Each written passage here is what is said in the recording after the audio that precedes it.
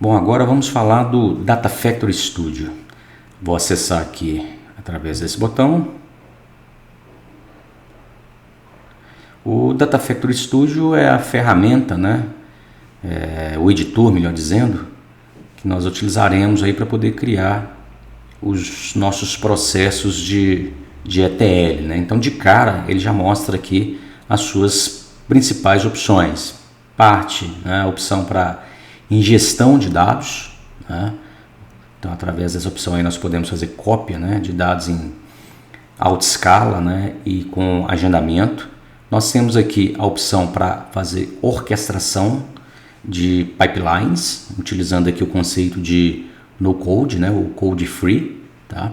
Então, a ideia é construir aqui um pipeline com diversas atividades sem ter que utilizar linguagem de programação, apesar disso poder ser utilizado em atividades específicas. Temos aqui uma outra opção que é correspondente à transformação de dados, utilizando aí fluxo de dados. E por último nós temos aqui configuração de SSIS, que é uma ferramenta também ainda bastante utilizada no mundo Microsoft. Bom, no nosso caso, do nosso projeto, nós vamos trabalhar aqui com a opção de orquestração de dados através de pipeline. Então, automaticamente, ele já traz aqui essa interface com uma série de opções.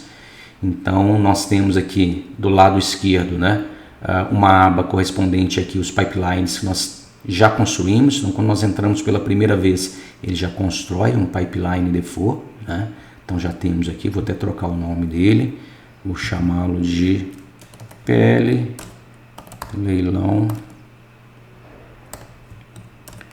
Terrenos MG. Então, já troquei o nome dele aqui. Ok?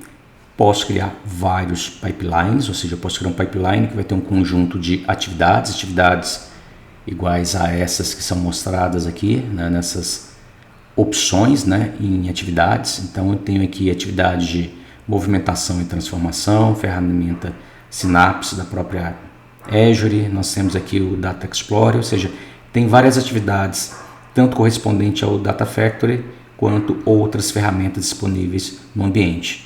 E é através dessas atividades, que nós vamos montar aqui o fluxo, que irá compor o nosso ETL. Então, eu posso colocar aqui diversas atividades que, ao término da execução de todas essas atividades, a gente vai ter ali o resultado final do processamento que foi programado. Tá? Bom, para poder dar apoio, a alguma dessas atividades aí, ou para dar apoio ao nosso pipeline, nós temos aqui, outras opções que são relacionadas aqui do lado esquerdo, que é referente aqui, por exemplo, a dataset, ou datasets.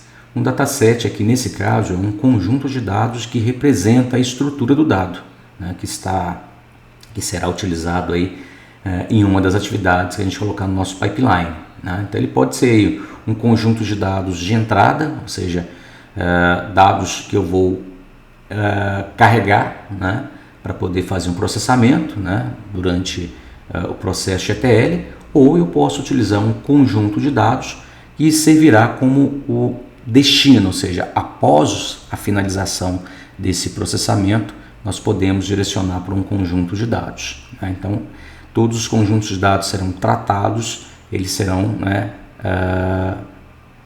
organizados, melhor dizendo, organizados aqui nessa aba.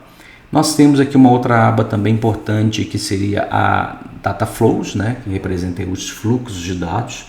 O Data Flow ele é destinado à transformação, dos dados relacionados aqui aos datasets, Então, ele vai pegar esses datasets, vai trabalhar com esses datasets com o intuito de fazer transformação de dados, ou seja, então, de repente eu tenho um dataset ali que vai carregar um volume, X de dados, no nosso caso aqui uma lista de imóveis, correspondente a leilão da Caixa, especificamente no estado de Minas Gerais. Então, eu posso utilizar ali, dentro desse Dataflow aqui, outras atividades relacionadas a filtrar dados em cima desse fluxo, fazer agregações para poder realizar algum tipo de cálculo, fazer alguma classificação, ou seja, vou montar ali, né, um processo para poder fazer o tratamento de dados que vão ser disponibilizados através de dataset. Daqui a pouco eu demonstro, fica bem claro isso aqui, né?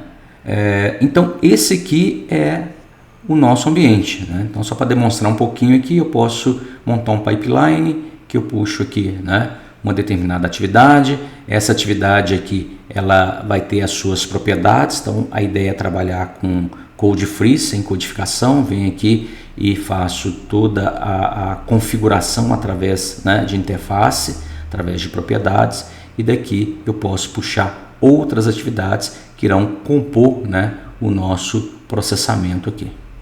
Ok? Então isso aqui foi uma visão geral, né? Na próxima etapa aí nós entramos na parte de configuração.